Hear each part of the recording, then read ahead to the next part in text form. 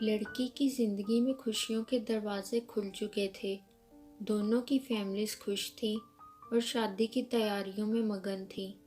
اس کے بابا بھی خوش تھے، مگر کہیں نہ کہیں اس کی شادی کے بعد اکیلے رہ جانے کا غم اور اس کے بغیر اکیلے گھر میں اس کی یادوں کے ساتھ رہنے کا سوچ کر ان کی آنکھوں سے آنسو جھلک جاتے۔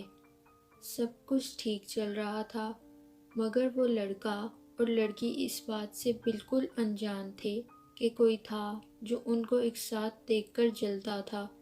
وہ نہیں چاہتا تھا کہ یہ دونوں ایک ساتھ رہیں۔ جی ہاں، ان دونوں کے بیچ میں بہت جلد وہ تیسرا شخص آنے والا تھا۔ ایک دن وہ یونیورسٹی میں بیٹھے اپنے مستقبل کے بارے میں سوچ رہے تھے۔ لڑکی کو یاد آیا کہ وہ اپنا فون تو کلاس روم میں ہی بھول آئی ہے۔ وہ فون لینے گئی۔ اسی دوران اس لڑکے کے پاس ایک لڑکی آئی۔ وہ بیٹھ کر اس لڑکے کو بتانے لگی کہ وہ اسے کتنا چاہتی ہے، وہ کب سے اسے دیکھ رہی ہے اور وہ کیسے اسے ہر وقت دیکھتی رہتی ہے۔ مگر وہ لڑکی سمجھتی تھی کہ وہ دونوں صرف دوست ہیں، ان کی شادی ہونے والی ہے۔ وہ اس بات سے لا علم تھی اور اس ہی لا علمی میں وہ اسے سب کچھ بتاتی رہی۔ لڑکا سنتا رہا۔ جب لڑکی نے لڑکے سے جواب دینے کا بولا، لڑکی اور اپنے رشتے اور ان کی شادی کے متعلق بتایا، اور یہ بتا کر اس نے اس سے اجازت لی۔ وہ جانے ہی لگا تھا کہ لڑکی فون لے کر آ گئی۔ اس نے بتایا کہ یہ لڑکی یہ بات کر رہی تھی اور میں نے اسے ہماری شادی کے بارے میں بتایا ہے۔ وہ دونوں جانے لگے کہ لڑکی نے آواز دے کر روکا۔ وہ لڑکی پاس آئی اور مسکرا کر لڑکی سے کہنے لگی، مجھے ہرگز آپ کے رشتے کے متعلق علم نہ تھا اور میں آپ کو محض دوست سمجھتی رہی، اور اس ہی سوچ میں نے انہیں یہ سب باتیں کہہ دیں۔ اس نے انہیں مبارکباد دی اور لڑکے سے اس کی کہی ہوئی باتوں کو بھول جانے کا کہا، اور یہ کہہ کر چلی گئی کہ وہ ان کے رشتے میں کوئی بھی رکاوٹ نہیں بنے گی۔ وہ دونوں اس بات کو بہت ہی جلد بھول گئے اور سب اپنی اپنی زندگی میں پھر سے مصروف ہو گئے۔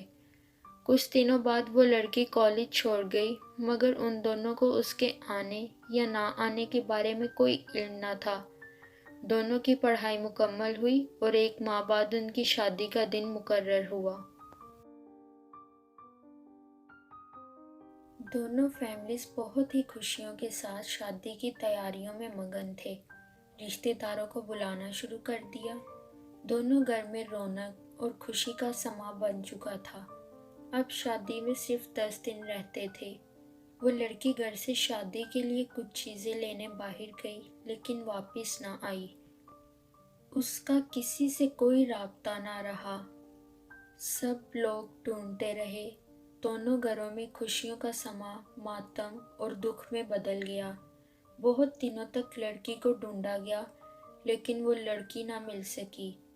لڑکی کا باپ اور اس کا ہونے والا شوہر ہمت ہار گئے۔ کئی سال گزر گئے، مگر اس کا باپ روز اس کی بیٹی کے آنے کی امید میں دروازے میں بیٹھا رہتا۔ سب کچھ ویران ہو چکا تھا اور کئی سالوں تک اس لڑکی کا پتہ نہ لگ سکا۔ اور ایک دن ہماری سایہ کہانی کے ان 5 دوستوں کو بچانے کے بعد جب انہوں نے بتایا کہ اندر ایک لڑکی کو لٹکا کر مار دیا ہے اور آج تک اس کا کنکال لٹک رہا ہے، تو اس لڑکی کی کہانی اور اس کو کس نے وہاں لٹکایا یہ جاننے کی کوشش شروع ہو گئی۔